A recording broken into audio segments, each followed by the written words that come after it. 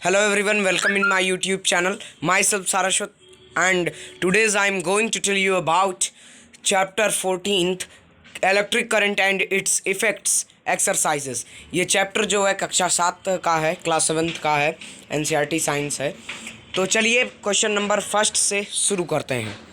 Question number 1 देखिए हमारा क्या कह रहा है. Draw in your notebook the symbols to represent the following components of electrical circuits. Connecting wire, switch in the off position, bulb cell और switch in the on position and the battery. ठीक है, ये सब जो यहाँ पर components electrical component दे दिए हैं, इनका जो है आपको फिगर डायग्राम ड्रॉ करना है, मतलब इनके सिंबल्स को ड्रॉ करना है. तो ये हमारा बल्ब का सिंबल जो है इस प्रकार से है, कुछ नोट्स में हमने डिटेल बताया. स्विच इन ऑफ पोजीशन, ठीक है, ऑफ पोजीशन में स्विच हमेशा ओपन जब रहेगी तो ऑफ रहेगी, ओ से ओपन एंड ओ से हमारा ऑफ होता है. ठीक है, अगर वो क्लोज रहेगी तो वो ऑन पोजीशन रहेगी, लाइक दैट. ये क्लोज है तो ये ऑन पोजीशन में है. देन कनेक्टिंग वायर, हमारा एक लाइन आप खींच देते हो तो ये कनेक्टिंग वायर का सिंबल हो जाता है. बैटरी में हम जब जो सेल जो होता है इस प्रकार से, इसी तरह का बैटरी भी हमारा होता है. ठीक है, next question. Draw the circuit diagram to represent the circuit shown in figure 14.21. ठीक है, 14.21 फिगर में जो है ये ऐसा दिया हुआ है डायग्राम. तो इसको हम जो है इसका सर्किट डायग्राम चलिए बना लेते हैं. तो ये जो है हमारा कुछ इस प्रकार से बनेगा. सेल का डायग्राम, ये इसमें सेल लगा हुआ है, बैटरी नहीं है, तो ये सेल का डायग्राम हम इस तरह से ड्रॉ करते हैं. एंड दिस इज़ वायर है, जो वायर है वो ऐसे जुड़ा है. एंड ये जो इसका स्विच है ये आपस में कनेक्ट नहीं है, तो ऑफ पोजीशन में हमारी स्विच है और बल्ब जो है ऐसा है. क्वेश्चन नंबर 3 देखेंगे. Figure 14.22 shows 4 cells fixed on a board. Draw lines to indicate how you will connect their terminals with wires to make a battery of 4 cells. ठीक है, फिगर 14.22 में जो है दिया गया है, मैंने जो है इसमें आंसर डायरेक्ट लिख दिया है, लेकिन क्वेश्चंस में अगर देखा जाए तो सेल इसी प्रकार से दिया हुआ है जिसमें कि आपको सिर्फ वायर को जोड़ना है सही.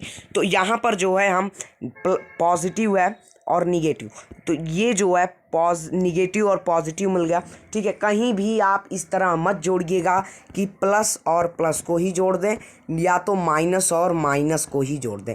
हम हमेशा माइनस और प्लस को जोड़ते हैं, मतलब निगेटिव और पॉजिटिव होना चाहिए. दोनों टर्मिनल जो होता है सेल का वो जुड़ा होना चाहिए. अब यहाँ पे आप देखिए, ये पहले सेल का निगेटिव और दूसरे सेल का पॉजिटिव से जुड़ा है, और दूसरे सेल का निगेटिव और तीसरे सेल के पॉजिटिव से, फिर तीसरे का निगेटिव और चौथे का पॉजिटिव से. तो इस प्रकार से जो है हम इसको जोड़ देंगे.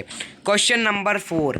The bulb in the circuit shown in figure 14.23 does not glow. ठीक है, 14.23 में जो फिगर दिया गया है वो जल नहीं रहा है बल्ब इसमें. ठीक है, तो can you identify the problem. क्या आप जो है इस समस्या को जान सकते हैं या समस्या को पता कर सकते हैं.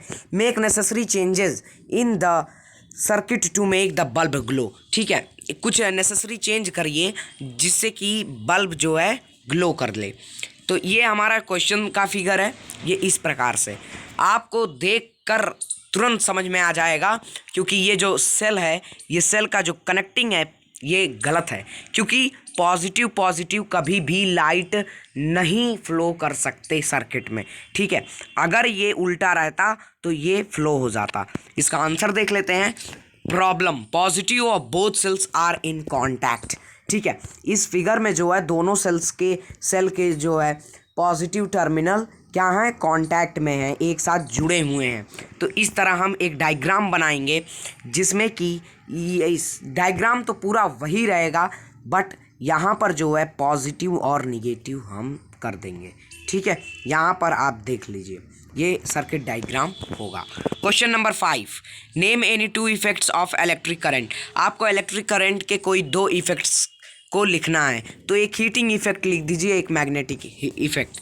तो हीटिंग इफेक्ट जिससे हम गर्मी उत्पन्न करते हैं, इसके कुछ एग्जांपल्स हैं, water immersion rod, heaters etcetera. And magnetic effect के कुछ एग्जांपल्स हैं जैसे कि इलेक्ट्रोमैग्नेट्स हैं and electric bells etcetera. Question number 6, when the current is switched on through a wire, a compass needle kept nearby gets deflected from its north south position. Explain। ठीक है, एक current है जिसकी switch on है, ठीक है, through a wire, एक wire से जो है करंट जा रहा है जिसकी स्विच ऑन है।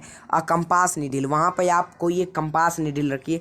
जैसे हमने नोट्स में बताया कि जब भी एक वायर जाता है तो उसके अंदर जब लाइट फ्लो करती है तो अपने अराउंड ये जो बाउंड्री है यहाँ पर जो है मैग्नेटिक इफेक्ट, चुंबकीय जो उसका प्रभाव होता है वो चुंबकीय प्रभाव होता है। ठीक है, वहाँ पे आप अगर कभी कंपास निडल रखते हैं तो वो क्या डिफ्लेक्ट करेगा, नॉर्थ साउथ पोजीशन इसकी किस प्रकार से आएगी, तो इसके बारे में इसका आंसर जो है electric current in a wire produces magnetic effect. ठीक है, इलेक्ट्रिक करंट जो वायर में होता है वो मैग्नेटिक इफेक्ट को प्रोड्यूस करता है। So a magnetic compass gets deflected when it is placed near a wire carrying current. ठीक है, जिस वायर में जो है करंट फ्लो कर रहा है उसके हम किनारे अगर कंपास को रखते हैं तो उसकी नीडल क्या होगी, मूव करेगी। ठीक है, क्योंकि वो वायर जो है, वायर में जब करंट जाती है तो वो मैग्नेटिक इफेक्ट्स को प्रोड्यूस करता है। Question number 7, will the compass needle show deflection when the switch in the circuit shown by figure 14.24 is closed? ठीक है, यहाँ पर क्या पूछा है, ये कंपास की नीडल जो है show deflection when the switch is in the circuit shown by figure 14.24 is closed. यदि जो है ये क्लोज्ड है तो किस प्रकार से जो है कंपास निडल जो है डिफ्लेक्ट करेगी। यहाँ पे no deflecting because there is no cell और बैटरी, यहाँ पे कोई डिफ्लेक्शन होगा ही नहीं बिकॉज यहाँ पर जो है कोई भी सेल और बैटरी नहीं है। जो हमारा इलेक्ट्रिक पावर सप्लाई है वही नहीं रहेगा तो ये कहाँ से फ्लो करेगा, ये सर्किट अभी अधूरा है। ठीक है, तो ये जो है नो डिफ्लेक्शन होगा। Question number 8, fill in the blanks. A, longer line in the symbol of for a cell represents its positive terminal. ठीक है, लॉन्गर लाइन, जो लंबी सी ऐसे लाइन होती है वो सेल के कौन सा टर्मिनल रिप्रेजेंट करती है, तो वो पॉजिटिव टर्मिनल रिप्रेजेंट करती है। The combination of 2 or more cells is called a battery, 2 या 2 से अधिक सेल्स के कम्बिनेशन को हम बैटरी कहते हैं। When current is switched on in a room heater it heats up. ठीक है, जब जो है किसी एक कमरे में रूम हीटर जो है स्विच ऑन करके हम छोड़ देते हैं तो वो हीट कर जाएगा, जल जाएगा। ठीक है, D, the safety device based on the heating effect of electric is caused a fuse. ठीक है, जब जो है सेफ्टी डिवाइस कोई होता है जो बेस्ड होता है हीटिंग इफेक्ट पर, वो इलेक्ट्रिक जो है उसका हमारा फ्यूज़ होता है। ठीक है, फ्यूज़ को हम सेफ्टी डिवाइस कहते हैं।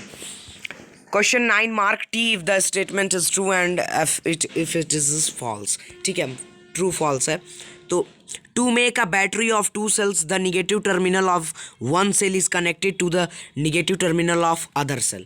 तो ये बिल्कुल ही आपको पढ़ने से ही पता चल गया क्योंकि यहाँ पर 2 बार जो है निगेटिव दे दिया है, निगेटिव टर्मिनल दिया है तो इसका मतलब कि ये इस क्वेश्चन में निगेटिव टर्मिनल्स को ऐड कर रहा है। जबकि हमने बताया कि अगर सेम सिंबल एक साथ अट्रैक्ट होते हैं तो वो जो है कभी भी लाइट को प्रोड्यूस नहीं करेंगे, तो ये स्टेटमेंट फॉल्स हो जाएगा। When the electric current through the fuse exceeds a certain limit the fuse wire melts and breaks। ठीक है, तो ये हमारा ट्रू होगा। क्यों? क्योंकि यहाँ जो है इलेक्ट्रिक करंट जब फ्यूज़ जो है एक्सीड करेगा सर्टेन लिमिट, फ्यूज़ की जैसे कि रेटिंग होती है फ्यूज़ वायर की, अब यहाँ पर कोई वायर 10 का होता है, कोई 5 का होता है, कोई 2 का होता है, कोई 1 का होता है। ठीक है, तो इतने स्पीड से हमारी अगर आ रही है इलेक्ट्रिक आ रही है तो वो जिस प्रकार से होगा तो वह उसी लिमिट जब उसकी क्रॉस करेगी तो फ्यूज़ वायर मेल्ट करके ब्रेक हो जाता है। An electromagnet does not attract a piece of iron. तो यहाँ पर जो है इलेक्ट्रोमैग्नेट जो है आयरन के पीस को जो है नहीं अट्रैक्ट करता है, तो ये फॉल्स हो जाएगा क्योंकि जो है जो आयरन होता है उसमें भी इलेक्ट्रोमैग्नेट होता है और वो अट्रैक्ट करता है। An electric bell has an electromagnet, ये ट्रू है, ठीक है, क्योंकि एक इलेक्ट्रिक बेल में जो है इलेक्ट्रोमैग्नेट होता है जिसके कारण कि हम जब बजाते हैं तो उसका हैमर जो है गोंग पर टच करता है जिसके कारण जो है प्रोड्यूस साउंड होती है जिसको हम सुनते हैं।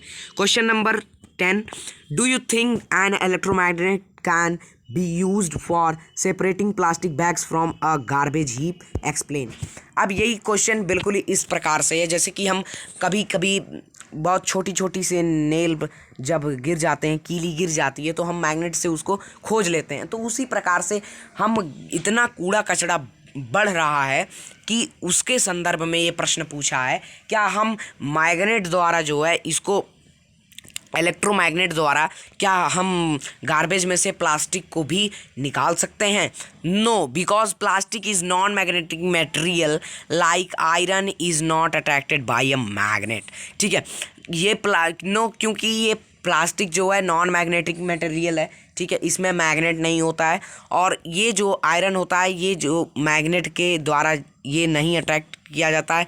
सो plastic can not be separated from garbage heap using electromagnet. Electromagnet का प्रयोग करके हम प्लास्टिक को जो है गार्बेज कूड़े के ढेर से जो है नहीं सेपरेट कर सकते। Question number 11, an electrician is carrying out some repairs in your house, he wants to replace a fuse by a piece of wire, would you agree? Give reasons for your response। ठीक है, जब भी कोई जैसे घर में fuse उड़ता है तो हम इलेक्ट्रिशियन को बुलाते ही हैं उसको ठीक करवाने के लिए, लेकिन इलेक्ट्रिशियन जो है कुछ रिपेयर करने आ रहा है आपके घर में और वो फ्यूज़ का जो वायर है उसको रिप्लेस कर रहा है, मतलब कि फ्यूज़ वायर की जगह कोई दूसरा वायर लगाने को कह रहा है। क्या आप एग्री होंगे?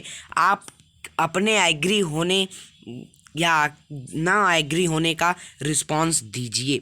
तो इसका आंसर होगा we would not agree for connecting plain wire in the place of fuse because in the condition of high current normal wire will not melt और ब्रेक। ठीक है, हम जो है एग्री नहीं है क्योंकि कनेक्टिंग प्लेन वायर, जब हम प्लेन वायर को कनेक्ट करेंगे प्लेस ऑफ फ्यूज़ की जगह, तो बिकॉज क्योंकि इस कंडीशन में यदि जो है किसी कंडीशन में ज़्यादा करंट एक बार में आ जाता है तो नॉर्मल वायर जो सामान्य तार है वो न तो पिघलेगा न तो ब्रेक होगा, तो दिस में cause over heating of circuit. इसके कारण जो है सर्किट में ओवर हीटिंग होगी, मतलब कि ज़्यादा गर्म हो जाएगा, एंड देन शॉर्ट सर्किटिंग, और फिर शॉर्ट सर्किटिंग होने लगेगी, which in turn may cause fire case. तो विच इन टर्न में, तो इस तरह जो है फायर केस हो सकता है, ठीक है, आग लग सकती है। Question number 12, Zubeda made an electric circuit using a cell holder shown in figure 14.4, a switch and a bulb, which when she put the switch in the on position the bulb did not glow, help Jubeda in identifying the possible in the circuit।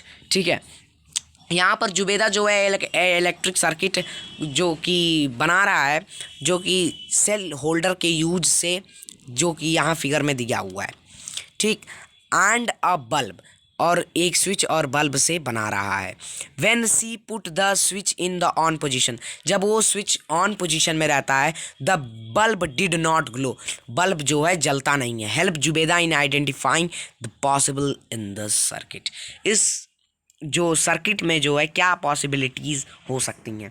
तो यहाँ पर इसका regions हो सकता है कि ये तो क्लियर किया नहीं है कि कौन सा वायर है क्या नहीं है और क्यों नहीं जल रहा है, तो हम इसकी कुछ पॉसिबिलिटीज़ लिख सकते हैं। द कनेक्टिंग वायर में बी लूज़, ठीक है, जो कनेक्टिंग वायर है वो लूज़ हो सकता है। The electric cell may be used up, electric cell जो है ख़त्म, मतलब कि पहले से यूज़ हो सकता है ख़त्म हो गया हो। और स्विच में not be functioning well, switch जो है अच्छे से फंक्शन नहीं की गई होगी, मतलब अच्छे से लगाई नहीं गई होगी। Cell power has been exhausted, ठीक है, फिर उसके बाद सेल पावर जो होगी वो एग्जॉस्टेड मतलब ख़त्म हो जाएगी। Question number 13, in the circuit shown in figure 14.25 this is the circuit, and in this circuit a question says that would any of the bulb glow when the switch is in the off position, क्या जो है इसमें से एक भी bulb जलेगा जब switch off position पर रहेगी। तो यहाँ पर ये सर्किट डायग्राम है, तो इसका आंसर होगा no any bulb will glow because no current will flow in the open circuit, ठीक है, खुली हुई ओपन सर्किट में एक भी बल्ब नहीं जलेगा क्योंकि वहाँ पर करंट जो है फ्लो नहीं कर रहा है। इसका क्वेश्चन सेकंड है, what will be the order in which the bulbs A B and C will glow when the switch is moved to the on position, ठीक है, इसमें पूछा है ए बी सी 3 बल्ब दिए हुए हैं और ये ग्लो करेंगे क्या जब हम ऑन कर देंगे, स्विच को ऑन कर देंगे, तो क्या ये जलेंगे, एक ही ऑर्डर में जलेंगे। All bulbs will glow at the same time immediately after switching on, मतलब कि जब हम स्विच को ऑन कर देंगे उसके तुरंत बाद जो है सभी बल्ब जो है जलने लगेंगे। यहाँ पर जो है यदि हम स्विच ऑन कर देते हैं तो ये सब तो एक ही सर्किट है ना, एक ही सर्किट में सब कुछ है, तो ये तीनों बल्ब जो है एक साथ ग्लो करने लगेंगे। तो इस प्रकार से हमारा जो है chapter 14 electric current and it's effects class 7th NCERT science का समाप्त होता है और मिलते हैं नेक्स्ट चैप्टर में। तो तब तक के लिए good bye and thank you for watching this video and don't forget to like share and subscribe my YouTube channel. Thanks.